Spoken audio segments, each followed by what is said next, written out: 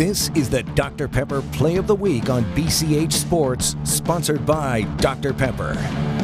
Coming in at number 1 for your Dr. Pepper Play of the Week, we go to Colorado City for the showdown between Coleman and Post. With 4 seconds left in the first half, Coleman quarterback Jaden Jackson throws it deep downfield into the end zone to Devonar Robertson, who slices through 2 defenders to make an incredible catch, completing the Hail Mary. I was there that night shooting these highlights, and I still can't believe that this actually happened. What an incredible play by the Blue Cats. Coleman went on to win 43-0, and they've got a date next week with the Holly Bearcats for a shot at the regional title. That game is scheduled for 6 p.m. on Friday at Sandifer Stadium in Wiley.